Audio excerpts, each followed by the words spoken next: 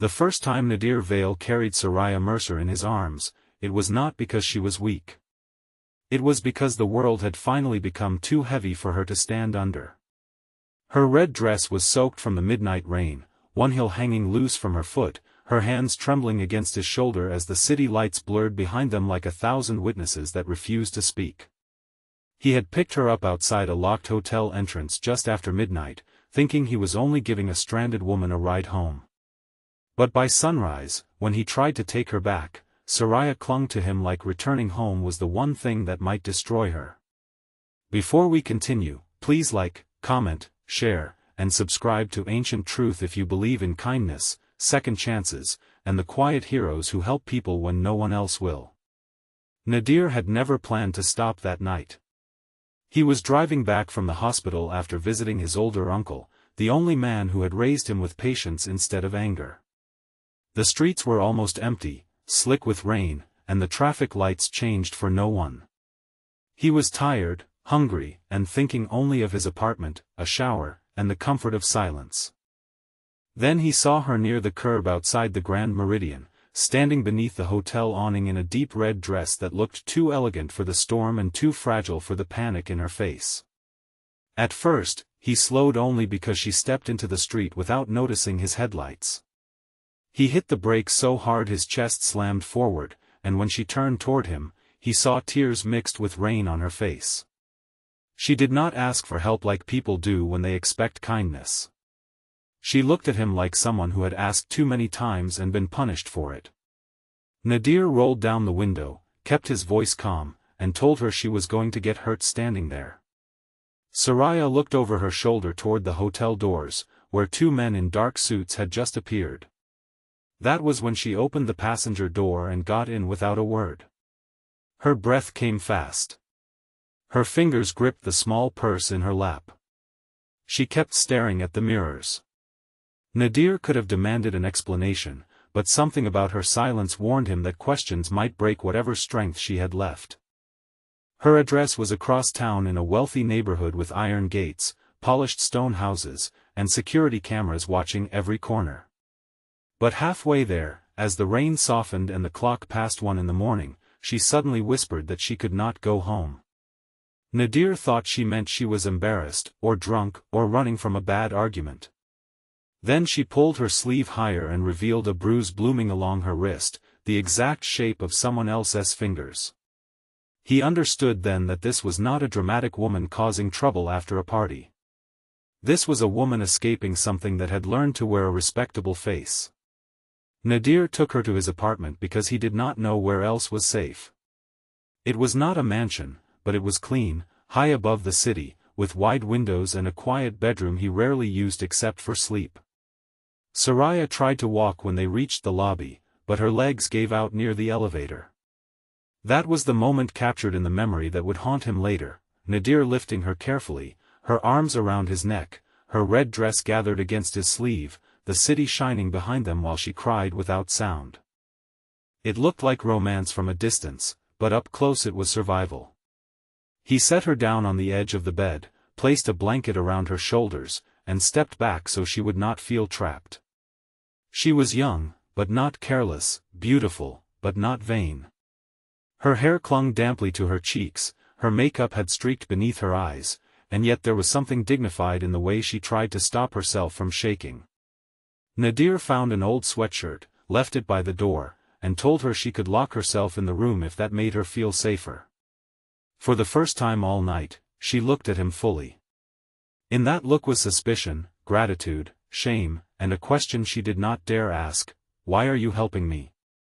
By morning, daylight filled the apartment, turning the terrible night into something almost unreal. The city outside looked normal again, with traffic moving, office windows shining, and people carrying coffee as if nobody's life had nearly split open a few hours earlier. Nadir made tea and toast. Soraya sat at the small dining table wearing his oversized sweatshirt over her dress, her face pale from exhaustion. She told him her name only after the sun came up. Soraya Mercer, daughter of Alden Mercer, a property developer whose charity photos often appeared online beside smiling officials and hospital donors. The men at the hotel were not strangers. They worked for her father. Her family had arranged an engagement to Cashin Holt, a polished businessman with cold eyes and expensive manners. The party at the Grand Meridian had been a celebration of that engagement, though Soraya had not agreed to it. When she refused to stand beside Cashin for the announcement, her father dragged her into a private hallway and told her that daughters who embarrassed powerful men learned quickly how lonely the world could become. Cashin grabbed her wrist when she tried to leave. She ran during the confusion, but her phone was taken, her cards were blocked, and every place she could think of belonged to someone her father knew. Nadir listened without interrupting. His own childhood had taught him that pain becomes smaller when someone finally lets you tell it in order. He wanted to call the police, but Soraya shook her head before he even finished the thought. She said her father had officers at his dinner table, judges at his fundraisers, and lawyers who could make a frightened daughter look unstable by lunchtime. Nadir did not know whether all of that was true, but he knew fear when it was honest. And Soraya's fear was not the kind people perform. It lived in her shoulders. It lived in the way she flinched when a car horn sounded below. Still, by late morning, Nadir believed the safest choice was to take her somewhere official, somewhere public, somewhere with cameras and witnesses. He told Soraya they could go to a women's support center, or a hospital, or even to a trusted lawyer if she knew one. But when he said they should not stay hidden forever, her expression changed. She stood suddenly, panic rising in her throat, and moved toward the window as if the city itself had betrayed her. Then, when he picked up his keys, she grabbed his arm with both hands and begged him not to make her go back. That was the moment the room became exactly like the image, the unmade bed behind them, the lamp still glowing from the night before, the blue daylight mixing with the fading city lights outside, Soraya in the red dress clinging desperately to Nadir's arm while he stood frozen between compassion and fear. He looked down at her tear-streaked face and felt the full weight of the choice in front of him. Helping her could ruin his life. Refusing her could ruin hers. He was a man with a modest job, a sick uncle, rent due, and no army behind him. She was the daughter of a man who could buy silence like groceries. For a moment, Nadir almost stepped away. Not because he did not care, but because good people are often terrified when goodness asks for more than sympathy.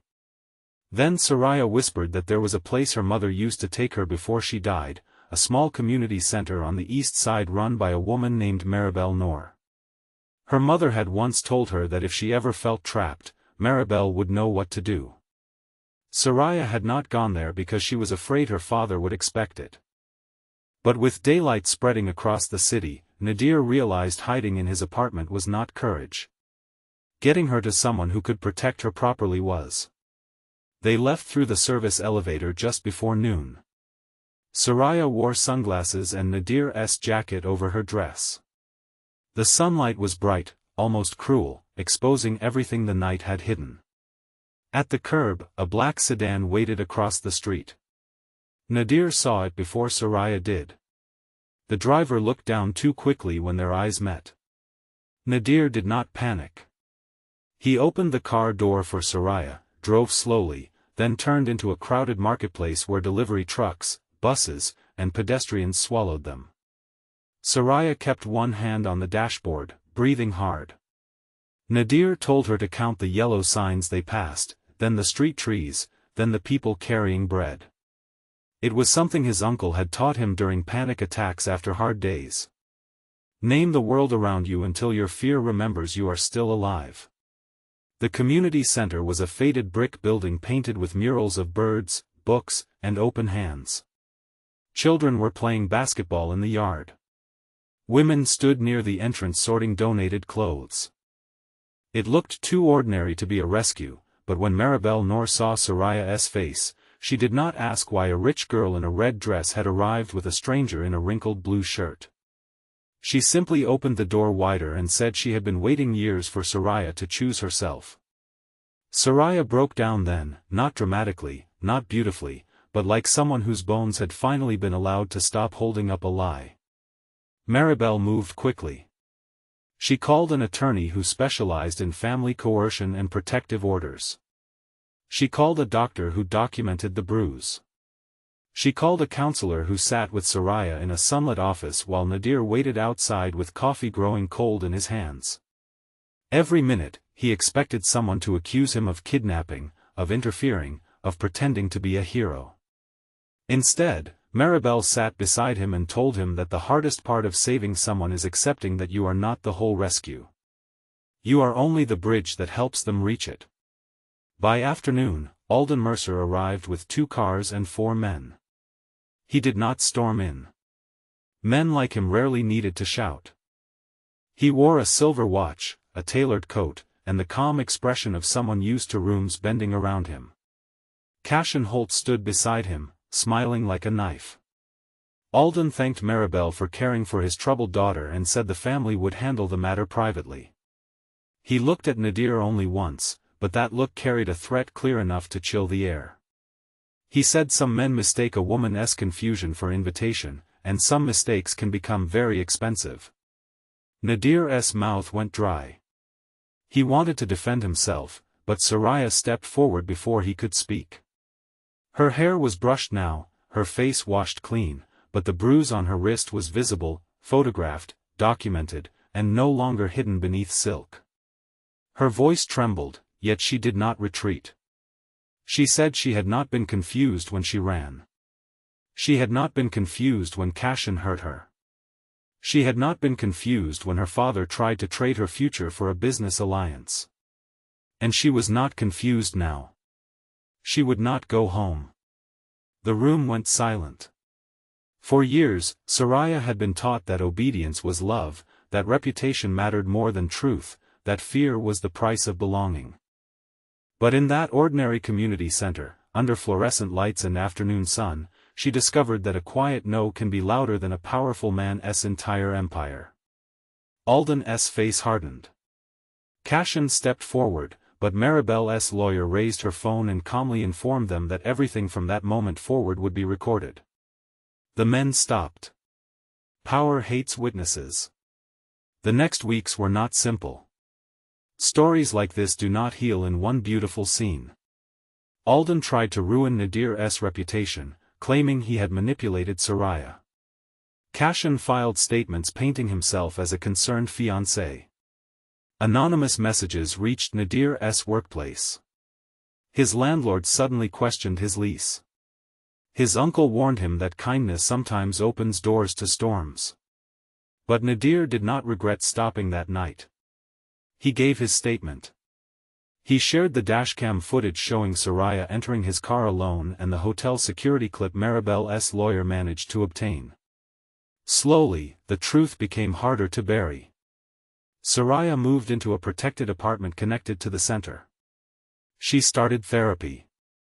She learned how to buy groceries without looking over her shoulder, how to answer phone calls without shaking, how to choose clothes because she liked them and not because someone else approved. Nadir did not try to become her savior. He visited only when invited. Some days they walked in the park in broad daylight, because daylight had become important to her. She said the world looked different when she was not being chased through it. He told her that freedom often begins as something small, like a person finally eating lunch without asking permission. Months later, Soraya stood in court and told the truth in her own name. Her father's influence did not vanish, but it cracked. Cashin's public charm collapsed under evidence, witness statements, and the simple reality of Soraya's bruised wrist on record. The engagement ended. A protective order was granted. The news cycle moved on quickly, as it always does, but Soraya did not. She volunteered at Maribel's center, helping other women fill out forms, make calls, pack bags, and believe that leaving was possible. Sometimes, when someone arrived trembling and ashamed, Soraya would sit beside her and say that refusing to go home can be the bravest sentence a person ever speaks.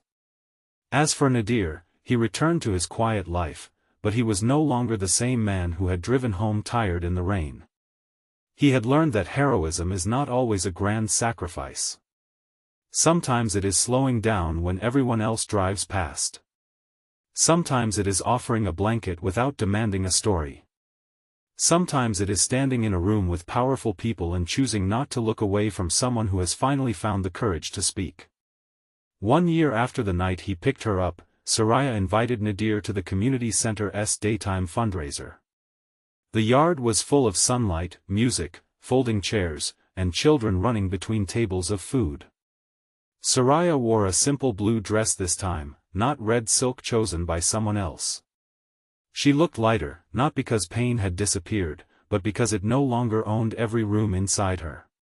When she saw Nadir, she smiled with tears in her eyes. She told him she had once thought he had saved her life. Now she understood he had done something even more important. He had helped her reach the place where she could save her own. If this story touched your heart, please like, comment, share, and subscribe, because stories like Soraya and Nadir's remind us that one act of kindness can become the turning point in someone's entire life. Special request: comment "I choose kindness" if you believe every frightened person deserves a safe place and a second chance. By sunset, Nadir walked home through streets glowing gold instead of blue, thinking about how the night had begun with rain, fear, and a stranger in a red dress who refused to go home. Back then, he had thought home was a place someone returned to. Now he understood that home could also be a place someone escaped from, a place someone rebuilt, or a person's own heart after years of being locked out of it.